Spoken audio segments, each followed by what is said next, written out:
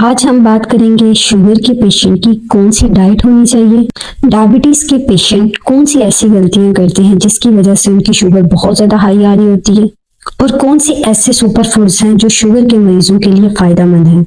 आजकल एक बहुत अहम मसला जो शुगर के मरीजों में बहुत ज्यादा कॉमनली देखा जाता है, मैं बात कर रही हूँ चीनी के बारे में।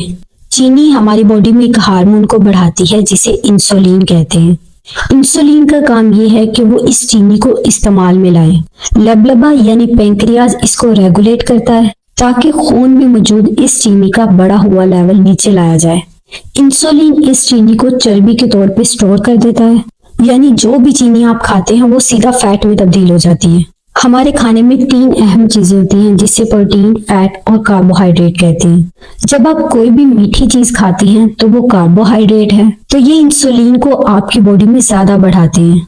और अगर आप जरूरत से ज्यादा प्रोटीन खाते हैं तो ये भी आपकी बॉडी में इंसुलिन के लेवल को बढ़ा देती है, स्पेशली कि अगर इसमें चीनी भी मौजूद हो, जैसा कि फ्राइड चिकन, जिंगर बर्गर, इसी तरह चिकन मंचूरियन। अब इसमें प्रोटीन भी है और चीनी भी है। ये चीनी और प्रोटीन मिलकर इंसुलिन को बढ़ाते हैं। और अगली चीज है फैट। फैट इंसुलिन को नहीं बढ़ाता। तो यहाँ पे आपको ये चीज समझ आ गई होगी कि सिर्फ फैट खाने से इंसुलिन नहीं बढ़ती। अब बहुत से लोग ये सोच रहे होंगे कि हम ऐसा क्या खाएं जो शुगर के मरीजों के लिए परफेक्ट डाइट हो। खाने में हमारे पास तीन चीजें हैं, कार्बोहाइड्रेट, प्रोटीन और फैट्स। फैट्स बनते हैं फैटी एसिड से, और प्रोटीन बनती है अमीनो एसिड से, और कार्बोहाइड्रेट्स बनते हैं शुगर के मिलने से। तो रोटी, चावल, नान, आलू, दालें और कुछ फ्रूट्स, ये ज्यादातर कार्बोहाइड्रेट्स हैं। मतलब आसान अल्फाज में ये सब चीनी है। अब प्रोटीन एक ऐसी चीज है जिसके बगैर आपकी बॉडी अपना काम नहीं कर पाती।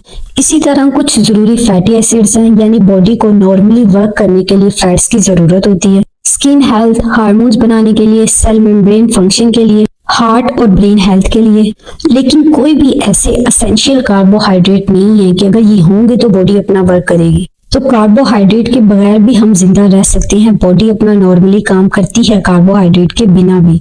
तो अगर आप इंसुलिन का ये मसला हल करना चाहते हैं, अगर आप डायबिटिक हैं, प्री डायबिटिक हैं, मौजूदा लाइफस्टाइल की वजह से बहुत से लोग प्री डायबिटीज का शिकार हैं। और इसकी एक बहुत बड़ी वजह यह है कि पिछले 50 सालों से लोग फैट की जगह बहुत ज्यादा कार्बोहाइड्रेट का इस्तेमाल कर रहे हैं। इसी तरह अगर आप अपना वजन कम करना चाहते हैं, आपको शुगर का मसला नहीं है, तो तब भी आपको अपनी डाइट में फैट को जरूर ऐड करना चाहिए। इसका फायदा ये है कि फैट आपको ज्यादा देर तक फुल रखते हैं, आपको काफी टाइम तक भूख का एहसास नहीं होता। जबकि कार्बोहाइड्रेट के केस में ऐसा बिल्कुल नहीं है, इसमें आपको बार बार भूख लगती है। जब आप चीनी खाते हैं या कुछ मीठा खाते हैं तो इससे भूख मजीद बढ़ती है।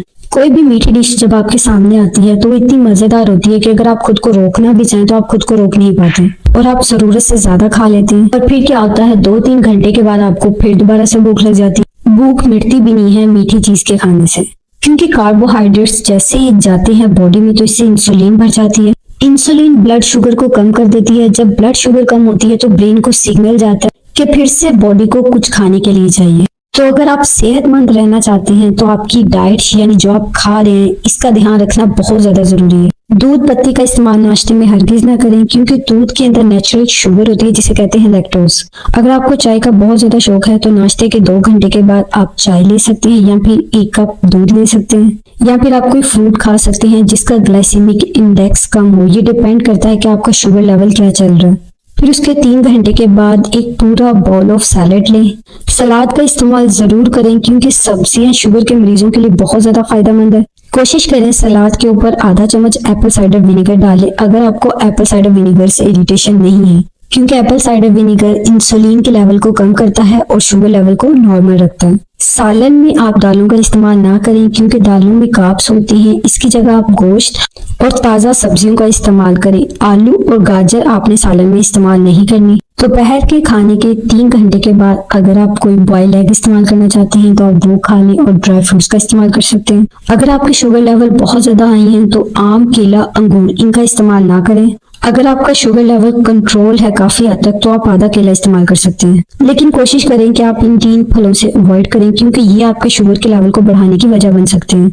रात के खाने में कोशिश करें कि आप चावल का इस्तेमाल बिल्कुल ना करें, लेकिन अगर आपका बहुत ज्यादा दिल कर गया है चावल खाने का तो अगर आपके शुगर लेवल काफी हद तक कंट्रोल हैं तो आप 5 से 6 टेबलस्पून चावल खा सकते हैं। अगर आपकी फास्टिंग शुगर लेवल हाई आते हैं तो आपने रात को सोने से 3 घंटे पहले कुछ नहीं खाना।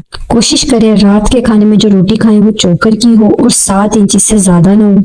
रात के वक्त मीठा खाने से परहेज करें, लेकिन अगर आपका बहुत ज्यादा दिल कर रहा है मीठा खाने को तो आप खजूर का इस्तेमाल कर सकते हैं। ताज़ा फलों और सब्जियों का इस्तेमाल करें। 2 से ज्यादा फ्रूट आपने एक दिन में नहीं खाने। फ्रेश जूस और मिल्क शेक का इस्तेमाल शुगर के मरीज हरगिज न करें। अंडे का इस्तेमाल कम से कम हफ्ते में 4 दफा जरूर करें। जितना हो सके बाहर के खानों से या फ्रोजन आइटम से अवॉइड करें।